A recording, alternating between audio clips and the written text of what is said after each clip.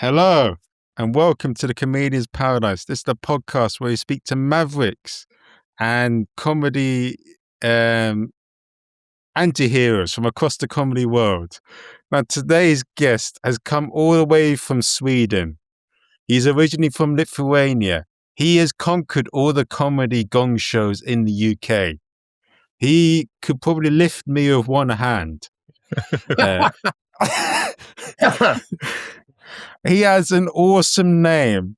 His name is Donatis Kveselys. And then we got my brother from another mother, the brilliant, the dynamo, Jack Wheeler.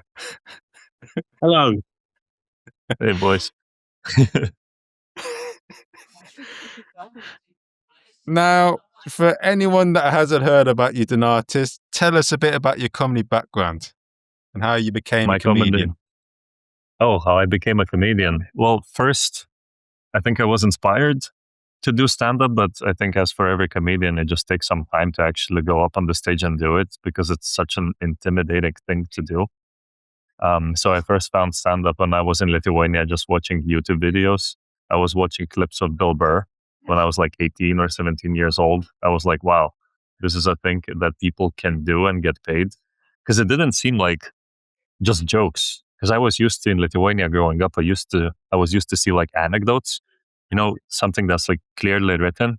But when I was watching Bill Burr online, it just felt more like just a person talking. And I couldn't believe it that because I was laughing so loud, like my mother would come in and check in on me. So I had the seed in my mind that I should one day do stand-up, but I also wanted to do it in English for some reason, because that to me sounded cooler. And we didn't have that much stand-up in Lithuania at the time. It was like in the infancy. And yeah, I ended up in Sweden because that was my stable career path. That's where I went to study, and I worked as an engineer there. And then at the same time, I started doing stand-up. I was just doing open mics. And fast forward, I don't know, what is it now, 7 years into stand-up. I have quit my job and started traveling more, exploring different comedy scenes around the world. Ended up in UK. And yeah, I talked to some people. I figured that all the open mics here are pretty bad actually in the beginning, like, because you don't get an audience. So it's hard to get a gauge on how good you're doing or bad you're doing. So I was like, hey, Gong shows. Gong shows are the only places where you actually get the real crowd. So I started doing all the competitions, just did my tight 5, whatever that was, or 7, whatever they were asking. And yeah, I guess I got lucky and won a bunch of those. And so I know that in Europe, they've got quite a big scene. Like there's a lot of comedians traveling across the globe, like Victor Petrascan. What a man. I mean, like every day of the year, he's touring in a different country. And then doing the Gong shows. I mean, what was that like for you? I mean, they're very infamous. This is such a UK thing. I haven't really seen Gong shows anywhere else outside of UK. I was in Barcelona for some time. They have one in the weekends sometimes. I've done that one, but here in UK, the Gong shows, it seems like a path. Because I did the King Gong comedy store and I won that. And now I get to go back and do an actual show with them, which is why I'm here for a few days now. I'm going to go to the store tomorrow and see how that goes. A little bit nervous. So yeah, I think it's the UK comedy scene is a little bit different than the rest of the world. I mean, there's a lot more to say. I don't know if this podcast is more like, are we talking just like comedy things? Is this for the comedians to know like the path? It's comedy, all sorts of things. Yeah, I don't know how much into the details. I mean, I'm not even sure actually how it works in UK, because I don't feel like you necessarily win these Gong competitions and then somebody finds you. I think there is still a ceiling. You need to keep doing shows, and it's not easy to get into the clubs. There's no clear path, I feel. So it's not like... You're right. Yeah, I mean, from my perspective, I did open mic stand up for a few years, but never got past that point. I ran some open mic shows, but you're right. It's you can do in London. You could do a different show probably every night in a month and do it in front of the same and do it with the same people in front of no one. And it's very difficult to how you progress past that. It's a bit of there's a bit of luck, a lot of luck. Hmm. You need to have. This is going to sound controversial. You don't even need to be that good, to be honest. Whoa. I think. I think if you've got the luck and your face fits, you can get on without even being that good. That's a bold statement, but uh, I think it's true. I'm not going to. I've got certain people in mind, but I'm not naming names, obviously. But yeah, and I think, but you're right. The UK, but the UK scene is not the London scene. The London scene, I think, is pretty different to anywhere else in the world. It's overcrowded with Hmm. comedians. They're Well, all over. yeah, I guess London is not UK, there's other cities that it works differently. Although Yeah. I did Manchester, it also had a gong show, sort of. So mm, I would say London is a really difficult place to start stand up in because in the beginning the shows are just so like it doesn't really reflect what like a real comedy show is. I think in Europe you can get more quality stage time. Here, when I first came in 2 years ago, I was just doing a lot of what are they like bringer shows or just shows outside of London where you don't even know there's gonna be a crowd, but Mm. nobody even cancels, so comedians just perform in front of each other. And I don't know if that's a good way to like develop a comedic voice because you're not really performing in front of real crowds. I think that's fair. I mean, I'm sure Marvin as well. I've got friends. I know people who to make the progress that they've made had to move out of London. They gig more out of London, but some of them have actually moved away from London to other areas of the country because there are better quality gigs. They can progress more quickly, and they're doing far better within the time frame they've been doing comedy than they would have done if they'd have stayed in London. Yeah, but it's a Because great place yeah, to come back to. Once you have something, once you're good, I think it's a great yeah, place to come back to do all these oh yeah. competitions and go to the clubs.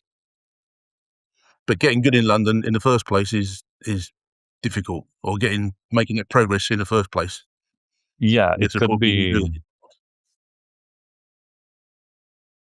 Yeah, it's a very. I would say it's the upfront is just very steep, intimidating curve. Um, if you can find like a friendly, easygoing scene in Europe, like say in Berlin or Barcelona, you can just you're more open to fail. Here, I feel like there's a lot of comedians going to do the same 5 minutes in every show because they think there's going to be somebody in the crowd that will see them and they don't want to fail or afraid to fail. Mm, And I think that's not good for stand up. Like to get better, you need to be more open to fail. yeah, absolutely. Uh, a lot of the TV people in the UK and London, which is why it's treated as is, and a lot of them go into places like Top Secret or the Comedy Store. I know that Hills Jaeger used to go to the Comedy Store Gong Show, who used to run the Muse Moose. I know that Kai Samura mentioned something. Do you know Kai Samura?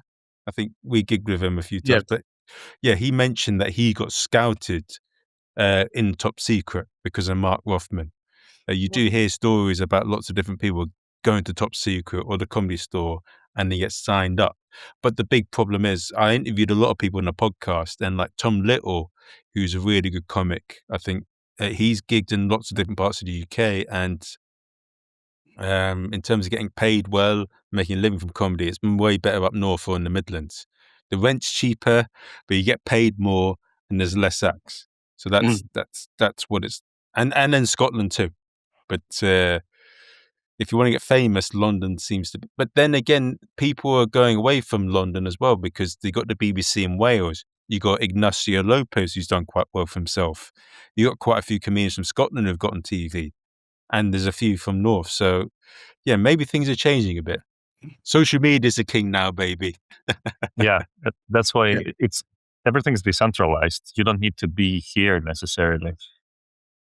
I mean, over the No. past couple of years, the comedians I met here, I just see how different they are from the time I met them to now.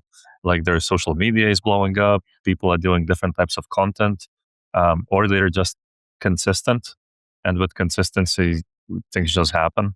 So maybe the longer time you spend here doing all these shows, I mean, the probability is that the spotlight will find you and you will end up doing those bigger shows. I mean, of course, if you go to the store or top secret, you want to do well. I'm not saying that's where you should try new material, although they do have new material nights at top secret, you know. Yeah. I mean, there are comedians out there now making good money, very good money, who I've certainly never heard of and never seen, and probably you've never heard of and never seen. People who are making their name through TikTok and Instagram, who just because that's the way the world is these days. Yeah, and I suspect a lot of that is down to it's down to the madness we had 6 years ago when we all went into lockdown and people had to find some other way to get their content out there. And there's a lot of people of making careers on the back of that, and good luck to them. Yeah, lockdown was the best time for content. I'm a little bit sad I missed out on that. Like I still have some bits where, oh, I should put this out. But now, you know, these pandemic jokes that everyone used to have, now the time has passed. It's like, it's not relevant, you know? Yeah. Same for next time.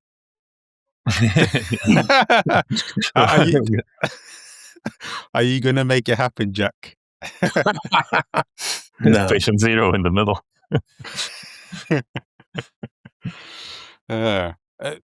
If you guys, this is going to be a bit of a strange and a weird question, a bit of a weird segue, but if you had the chance of being a comedian and you could make millions as an OnlyFans creator, would you take it, and still do comedy with the money and the following? What am I Well, selling on OnlyFans? Like, yeah. Says he's a good-looking boy. With me, it'd be neat. It'd be niche with me. No, I don't feel I want to make my millions through OnlyFans. Frankly, no. I'll live what I've got. I'm okay, thanks. well, I mean, I can answer this question seriously. Like, if you look at it as just a source of income, so suddenly now you don't depend on stand-up to make a living. So if you still do stand-up, I mean, you do it for the love of the game. That's how you actually know you love the art. And OnlyFans is just to pay the bills, right? Yeah, I suppose. Yeah. But Yeah. I mean, it is. I mean, it is. I mean, look at Adam Rowe and some of the people from Have a Word podcast. They don't do the circuit that much anymore. Well, they do the circuit, but they're not like gigging on the club circuit as much because they don't need it. They're doing a lot of tour shows and all that. But that's very interesting because so I met Adam Rowe. I gigged with him maybe once or twice. I went to see his show in Sweden. I think the first time I did the store after I did the Gong, I met him there. I was very nervous to meet him for some reason, but I'm curious how he does it because you finish the tour, so you have a new hour. How does he not do the circuit? Or does he have just his own audience and something happens, it becomes just easier to tour with new stuff? he does a circuit that tests a few new bits here and there, but he doesn't need to do it as religiously as a lot of like club acts because he's got a big audience and he makes a lot of his money through touring. And what I heard about in terms of touring, Matt Richardson has got a lot of good stuff about comedy on TikTok. Have a look at that. But he's saying that a lot of the big names, what they'll do is first of all, once it's finished, they do the tour, but then they'll test their shows out in like small theatres, like little warm-ups, and do that for a year. And then once that's done, then they'll start doing it for the big theatres and all of that. So they'll do a lot of small little work in progress shows in small theatres before he does the big ones. and I think it's like a 2-year process. Yeah, it Yeah, I takes mean, time. yeah, I mean, you can see quite very well known comedians in small venues just for that reason. They say they're putting together a new hour and a half, 2-hour show, and then so they spend a year or 6 months doing that in very small venues as work in progress, and then they'll knock it into shape and go and tour it. So it's, you say, the need to do the circuit, do those 2, 3 gigs a night, 6, 7 nights a week to earn good money isn't there. It used to be though. I heard that in the 90s or 80s with jonglers, they used to pay like £300, like 3 gigs a night, each Yeah. gig, but it's not like that anymore. Well, I did a when I first did stand-up, I did a comedy course. The person that ran the course told us at the time he quit his job and went from earning 60,000 a year to 120,000 a year, but they were doing 3 shows a night, 6 nights a week. So he was earning good money, but it was, working himself to death basically. That's a lot of work. And you've got to have the commitment to do that. That's the other thing that I think gets lost in the conversation about what me said earlier about about it being lucky your face fitting. You need to be prepared to put the hard work in, and you can still, if you do that, you can still make it, but you have got to be prepared to work. What did you notice about people in coffee and cocktails, Jack, when you were running the open mics that were really great? Because I know you mentioned Jamie Ollerton, you mentioned Yeah, a few, but there was and it what do was, you think you noticed about a few of the ones that were like, it was very strange. I mean, some of them some of them are working. I think almost maybe not necessarily pro, but semi-pro. Some of them, a lot of them are working that way. But what was very clear is that it was very clear from the first time you saw them which ones were good. hmm, Some of them, and there were some that I said earlier, some I say not naming those who weren't good, who have gone on to better things. No, you see them now. You must have got very good since I last saw you. But the one it was difficult to judge really because coffee. I used to run a show called Coffee and Cocktails. And it was very much like as you were talking about, Dinosaurs. We didn't get much of an audience, but it was more of someone could people someone try stuff in a friendly environment and just have a chat and relax and just sort of chill really, and just see what and just get some feedback from other comedians. So we did occasionally get a decent audience. But really, it was more that sort of vibe, and it was it, it was very clear from the word go which people were good. The good ones didn't always make it, but it was clear which ones should do. And it was also clear which ones were prepared to put the work in. hmm. Some of them were much more hard working than others, uh, and that W- was But was it an open mic or was it like a showcase or something in between it was that open you were? mic. I mean, it was open mic. I ran it on a Saturday afternoon, and it was sort of, we had 8, 10, 12 people on. Everyone got 5, 7, or 10 minutes, and it was sort of new material. Just come and try stuff out. Um, no one's going to judge you other than yourself. You know, if you fail, you fail. No one's going to criticise you. No one's going to. It was it was a very, I think it was a very friendly, relaxed environment. You go to some open mics and you get and when I used to do them myself, you got the impression that there were some people some of the other acts were hoping you would fail. It wasn't that they had to do well; they wanted you to do badly as well. It made them. We didn't have that sort of vibe. We wanted everyone to do well. If they didn't do well, then today and try again next time when you're better. So no, it was very much an open mic rather than a showcase sort of environment. But yeah, it was. So it was just different. So some people have got on to better things. A few have. So as Mara said, Jamie Allison's out there doing stuff. Down in Bristol, Eva Binderman is doing quite well for herself. And they both start. Well, Jamie didn't start there, but Eva did really. There's a few of Catherine Mather was a regular there. And there's a few others, but we stopped doing that we did it for 3.5 years in person, and then for 18 months online during the pandemic. So Yeah. Yeah. Is it the same in Sweden from what Jack said there? Would you say, Donatus, from what Jack's mentioned? The Sweden is a little bit different, I would say. Of course, the comedy is smaller because it's just fewer people. But there, the open mic scene, people are looking at it more like actual shows, Yeah. but they are free entrance. So in Sweden, people are not used to paying to see a comedy show. Like they think it's supposed to be free. Oh. And you actually pay for somebody that you want to see. Like then you just buy tickets. It's hard to make people like pay for comedy shows there. Here it's like it's an open mic. It's like everyone understands what it is. People trying new material, but here people would still sell tickets.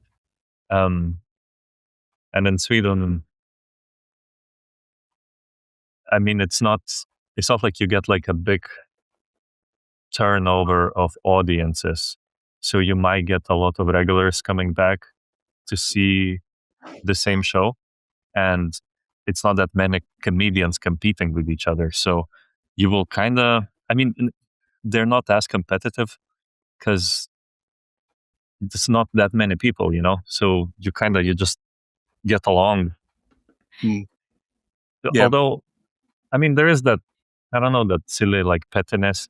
Like somebody wants to do someone to do worse.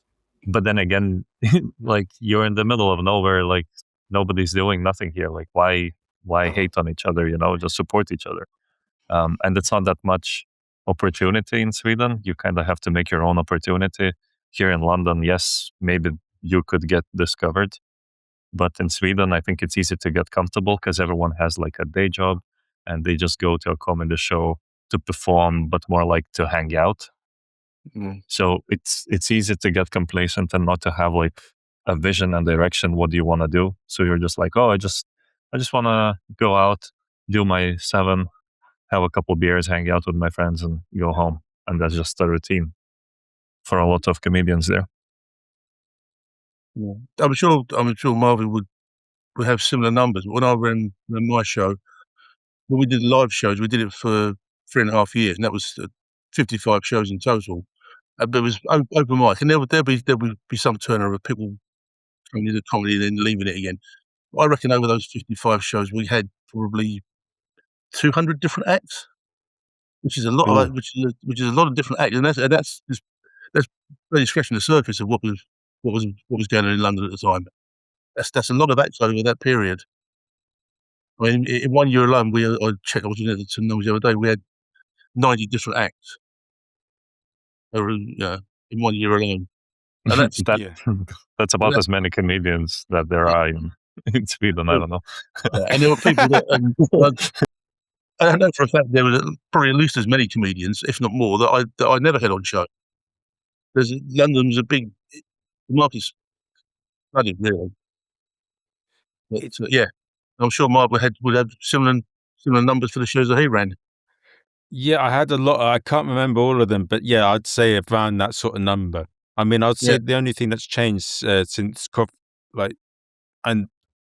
since you used to run Coffee and Cocktails is that it's harder to get spots than it used to be, and it's much more bringer centric than it was back before. People I've spoken to, it's completely bringer central now. It really is. But occasionally, if you be clever.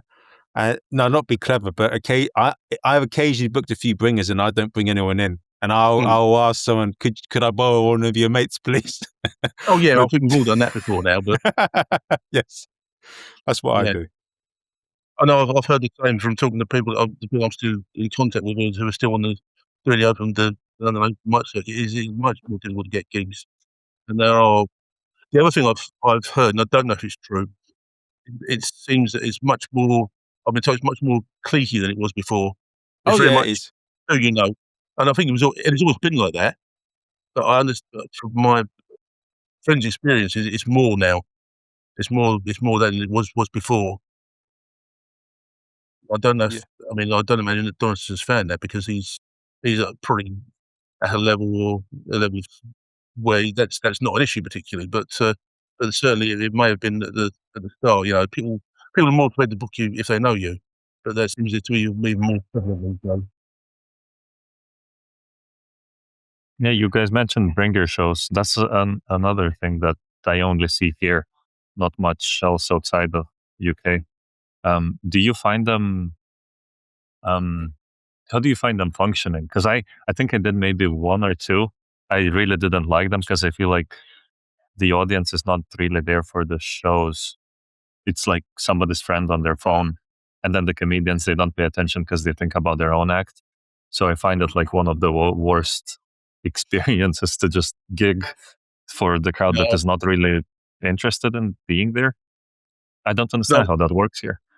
I think you're right. When I first started doing stand up, the first few I did were bringers, and the first 3 or 4 gigs I did, my wife came along as my bringer, and after the third or fourth time, she'd seen my set for 3 or 4 times. She didn't need all I wanted to see it anymore.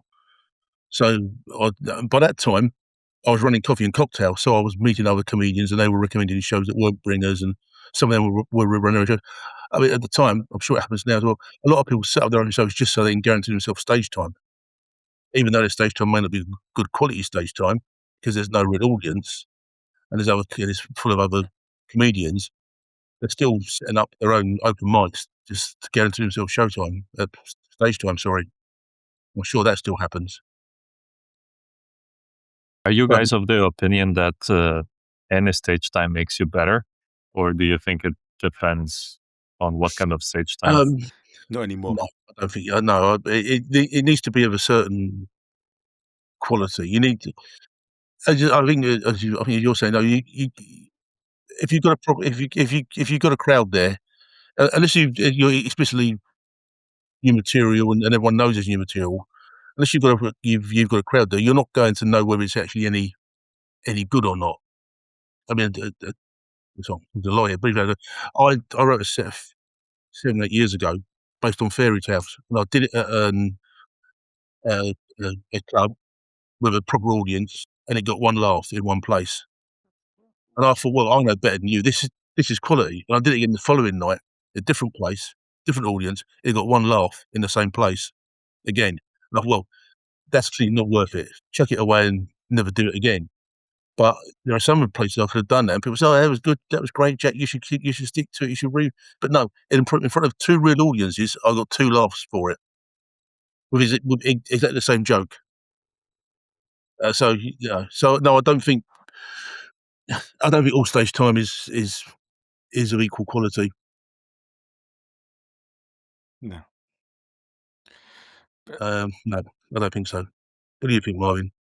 No, I used to think that, but that all stage time was, but now I don't. I mean, one of the things that I'll do a bit more later on in the year is I'll be traveling around a bit. But yeah, like Gareth Berliner, one of the guests that I've had on a podcast who was really good. He says one of the big things he would give advice to new comics is get a car out and travel.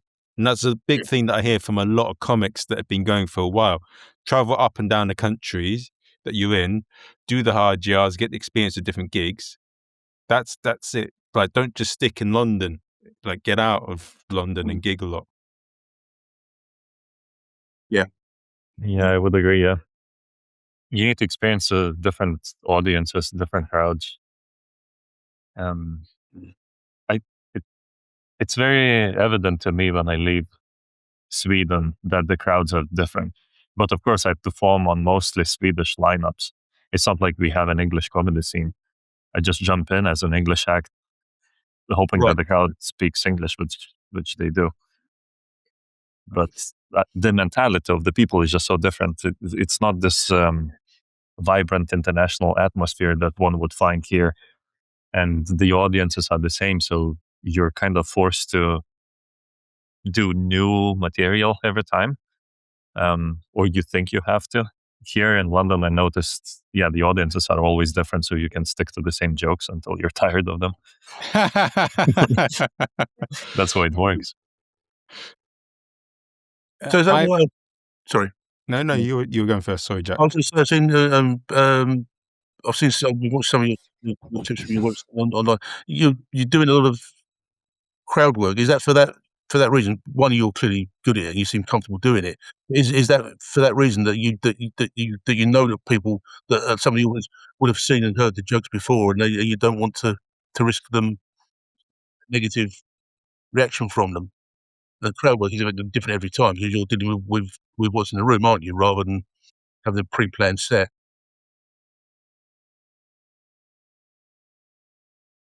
Sorry, Jack, are you asking me? Or Sorry, sorry, asking you. Sorry, yeah. yeah, because I don't think I do much crowd work, to be Oh, honest. I was just so maybe it's because the clips I've watched. There was one I saw was you addressing the drunk woman in the front row. Yeah, We- yeah. So Well, that's another thing. I just started putting things out, and I don't even know if I should, because I'm trying to look for something that's not really material, because I'm kind of holding on to the material like most comics do. So I'm looking for maybe something crazy was happening in the audience, and I have it filmed. So maybe I should just share that. It doesn't burn the material. so maybe crowd was the wrong term. Maybe you're doing more improvised stuff off the Yeah, cuff. just Yeah, addressing the weird shows that I happen to be in. yeah,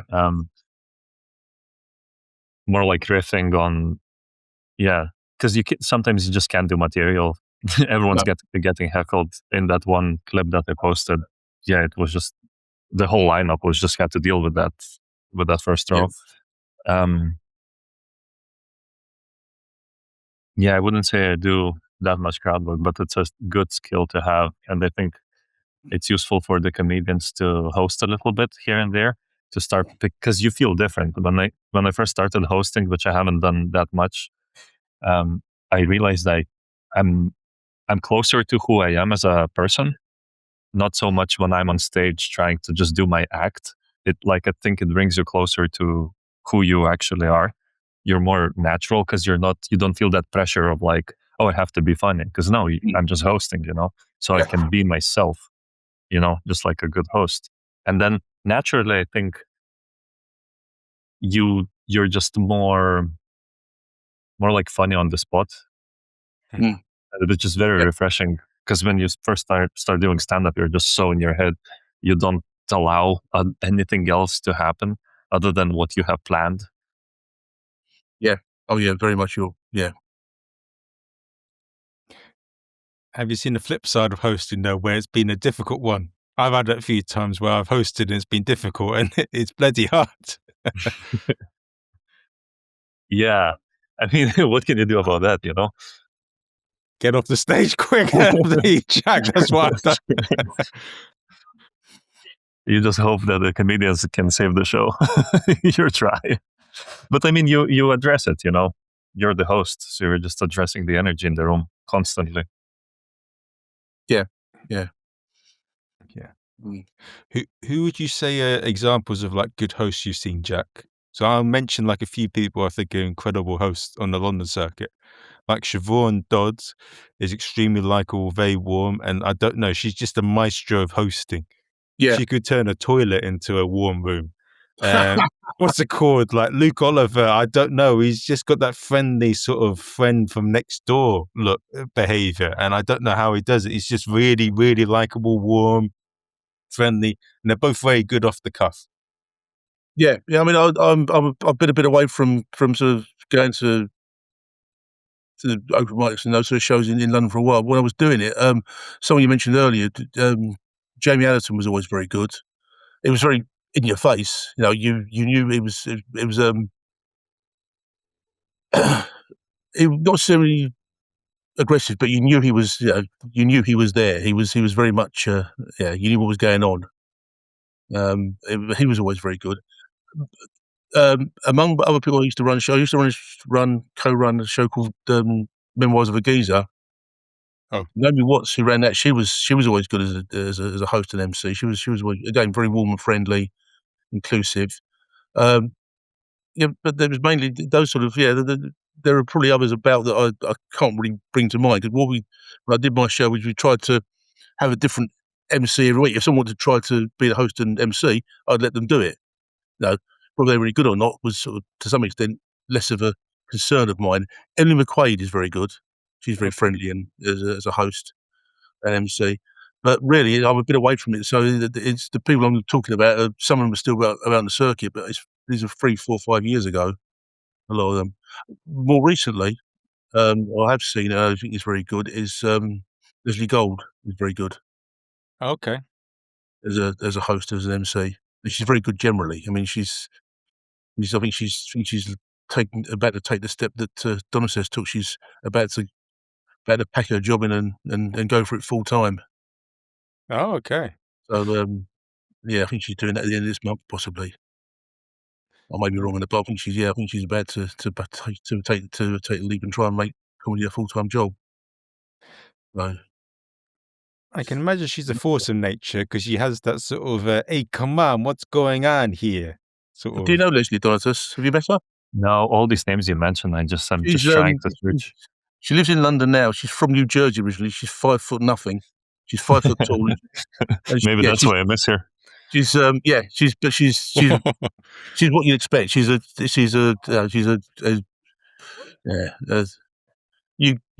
can imagine her being an extra in The Sopranos, which is pretty very cliche, and she'd hate me for saying it, but she's that sort of vibe about her.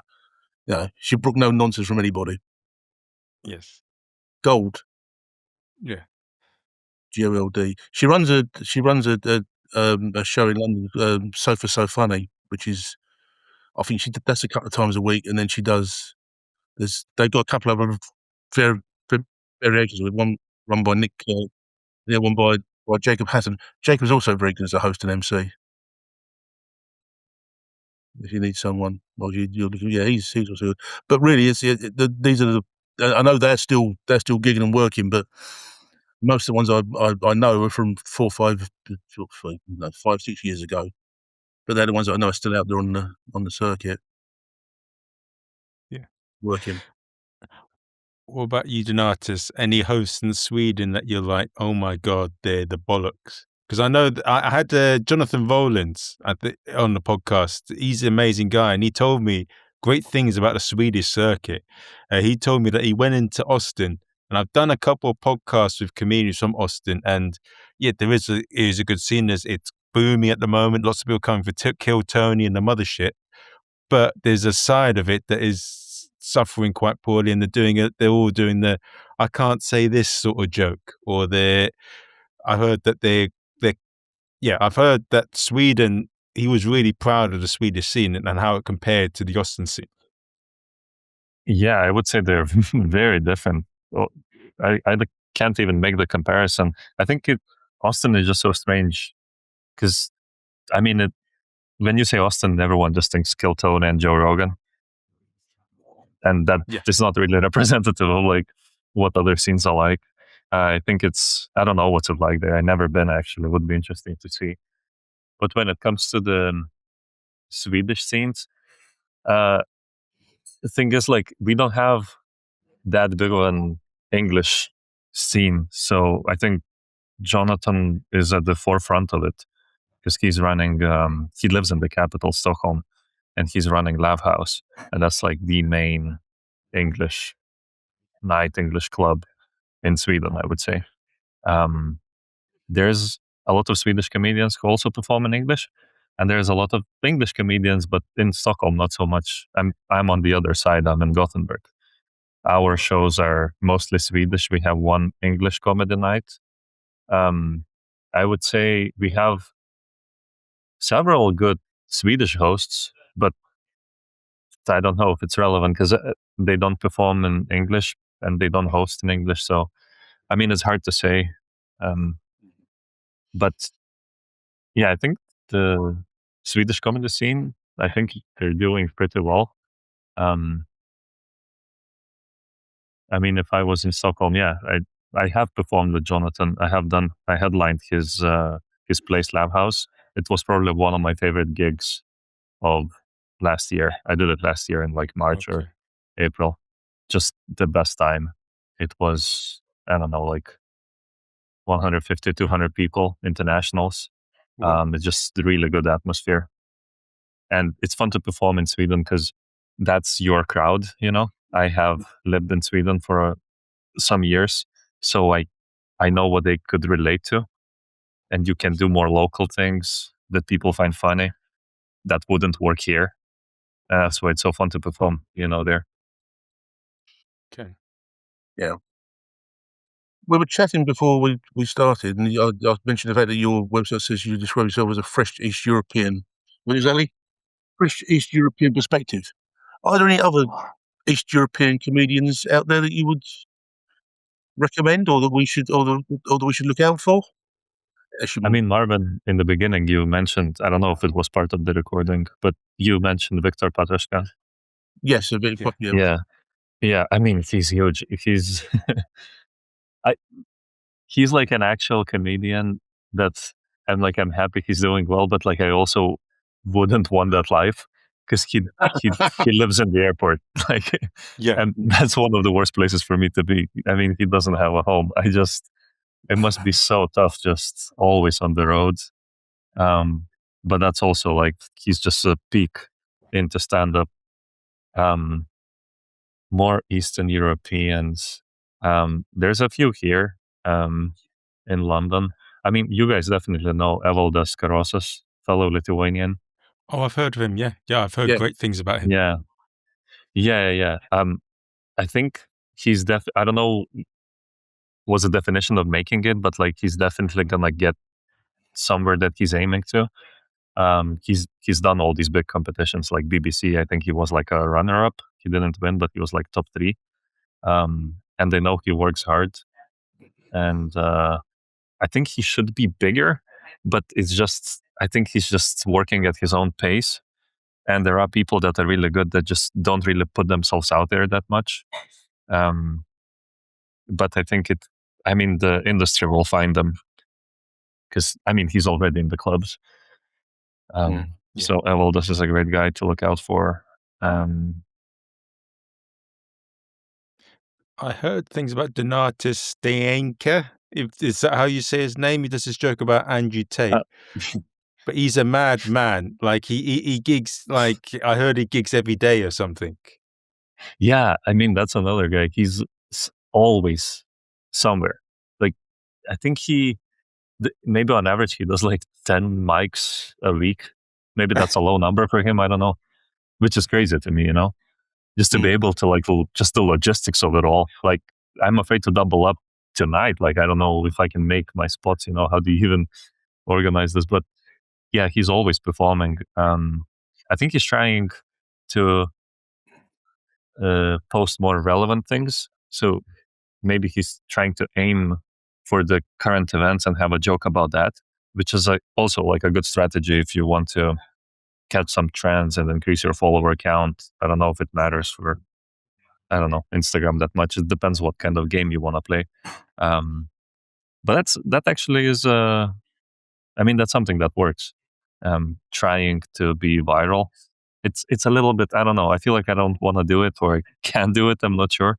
But I mean, it's effective because the internet just moves on so quick. So if something is really in the news cycle and you have like a really good joke, the right hashtags, and the internet will find you. I think that's a good way to get exposure on your other stuff too. You know, if you have like a body of work on your socials, YouTube and Instagram. I mean, it is what Andrew Tate does. In terms of getting people to buy his course, he says the most offensive things, gets people all annoyed, and get little incels saying, "Oh yeah, that's why it's not going better." And then they buy his course, and then nothing improves, and then boom, he's rich. Though he gets to buy us a car and buy his Bugatti. Yeah. Yeah, I don't really know that we should all be aiming to be Andrew Tate, though, should we? No.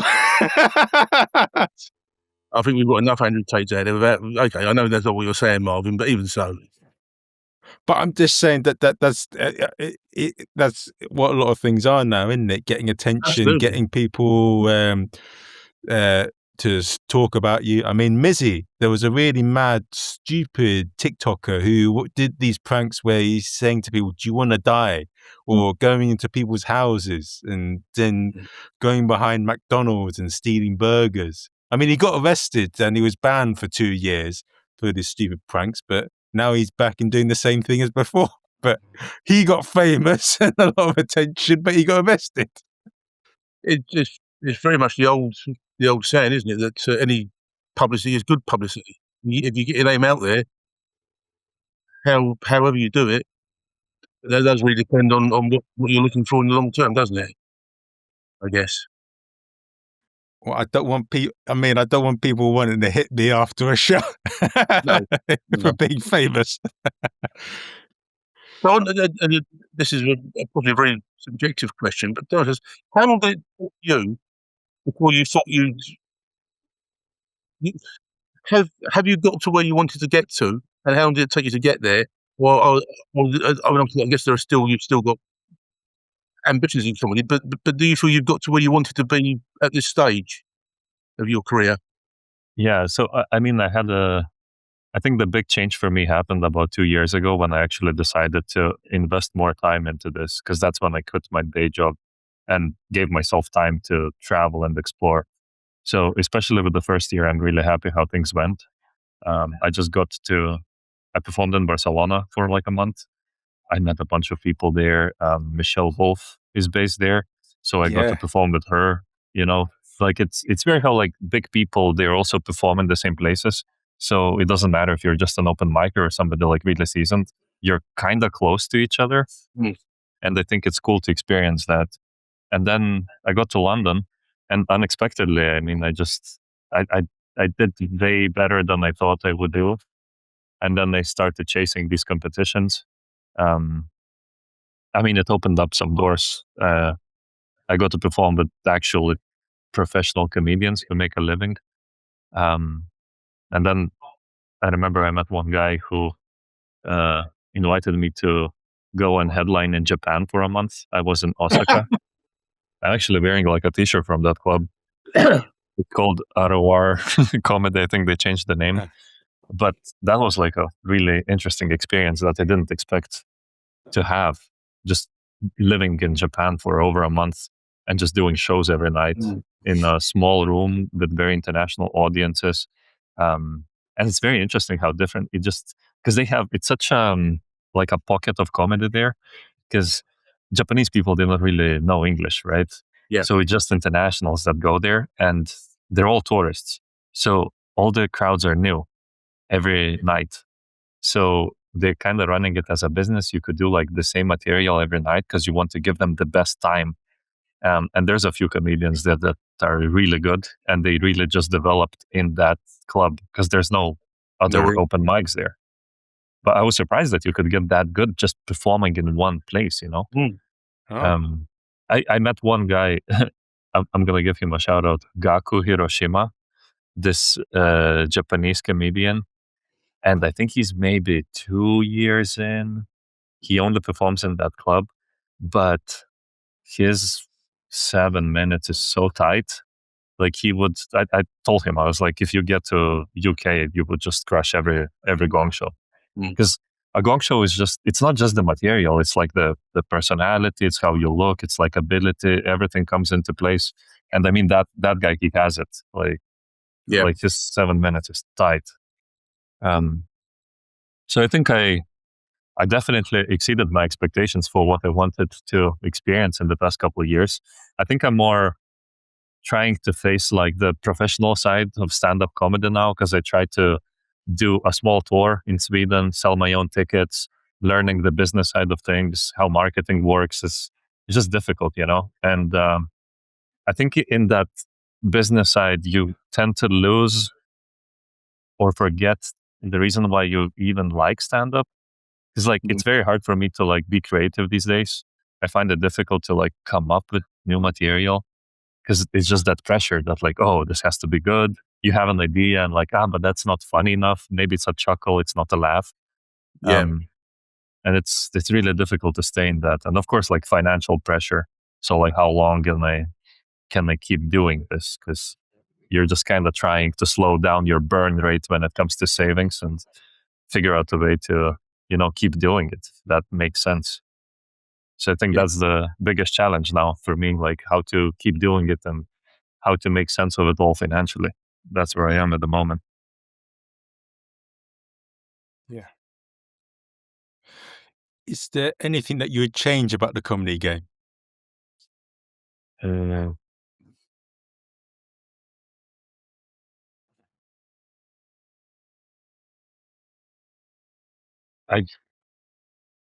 I don't mind that it's difficult, I don't mind that it's like really hard to be a comedian. I think it's necessary because you can really, what do you say, like weed out, or the people who are good, they kind of like rise to the top, and I think that's cool to see. But I wish there was maybe more merit-based opportunities, or like if somebody is good, I'd like them to get more opportunities. I wish I didn't have to play all these other games, like the how to be popular, try to get followers on Instagram. I wish I could just,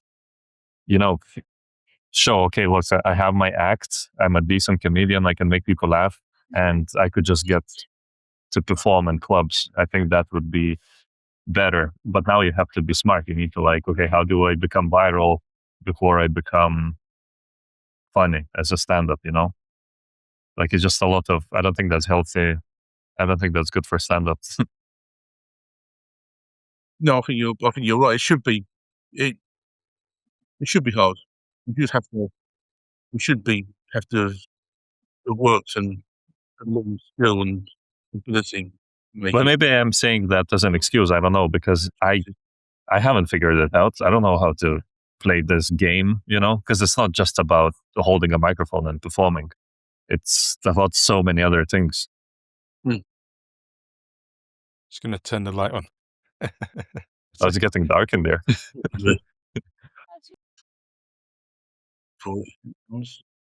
Yay. Are you in the closet? You seem trapped. Sorry, I don't know. I just feel a bit creepy. I felt creepy when I was just so dark. I don't know. I felt like a horror movie. Like I would come in and be like the Ring or something. Jack, you would be the first victim. I'm joking. Fair enough. That sounds fair. The Donatus. Yeah. That's reasonable to me. Yeah. Okay. So for both of you guys, what would you what advice would you give to comedy promoters out there and comedy promoters and comedy clubs out there for making comedy a better place? Look on merit. Yeah. You did. What would you change about the way comedy clubs are run and comedy promoters to make things better for acts? I would look acts on merit. If you're good, give them the spots. Don't just give it to your favourites. Don't give the people who's got thousands of followers on Instagram or TikTok. Yeah, go and see the acts if they're good, and if you should have a level of judgment that you know whether they're good or not. If they're good, give them the opportunity. Yeah, I would agree with that, and also maybe we give them like second chances, third chances. I don't know. If you see somebody do, maybe they just it's an off night. Yeah, don't write them off after one opportunity. Yeah, because stand-up is so unpredictable, some nights you could just be off, or some nights it's just the audience. Everyone's having a tough time, and it's so much pressure for a new comedian to be in that place. Yeah. And I would like. I mean, I suppose it's you're limited by the people that are on the circuit. I think a bit more variety. Some promoters and some bookers, certainly when you go mighters when I was doing them, we don't need to see an endless stream of young men in their 20s talking about their habits and Harry Potter, do we? Like, let's have some women talk about their problems in Harry Potter, or let's have some middle-aged men, or but let's not just don't just give us a string of men in their 20s. Give us some variety as well. I suspect that the better clubs do that, but it's still but some of the it's very much they're their own a lot of themselves. Who are people you would say are the but yeah, who would you say people are the unsung heroes of comedy? So I can say some people that I think that are doing great things for comedy. The Live Comedy Association in the UK are making things better for comedians. Yeah, And then there's Sophie Quirk and Alice Frick, who launched a campaign to tackle sexism and discrimination in the comedy world, especially for female acts. yeah, And they're people that are doing a lot of good things for the UK scene. yeah. I don't know. I don't know any. No, yeah, the Live Comedy Association, absolutely. But as you say, anyone who's trying to address the prejudices, yeah, you can do. We don't need racism or sexism or transphobia or any other ism in comedy. A lot of times, it's not. You're not some brave champion of free speech. You're just being offensive for the sake of it. In a lot of cases, you don't have to. You can make things without offending people. And sometimes you might offend someone, but don't go out of your way to do it on purpose. It's not necessary. No, that's maybe that's maybe not the. Some people wouldn't agree with that, but I don't think there's the need to be gratuitously offensive just for the sake of doing it, which some comedians do. Yeah. There's a thing on top of what you said, Jack, from Anthony Jeselnik. And he's someone that would probably be a lot of people would assume would be on the favor of like you can't say what you want anymore. But he said that if you take doing a joke and you're taking a risk and they're laughing, you're getting away with it, and that's art. Yeah, If you're not, then stop doing it. stop doing it. Yeah, yeah. And the thing is, that's the thing is all of a sudden that they've been cancelled. I mean, a lot of these people have been cancelled. Sort of their multi-million pound Netflix contracts. At the end of the day, if I'm booking a show and I don't book you, you've not been cancelled. I just don't like you as an act. That's not cancelling you. You know, someone will book you.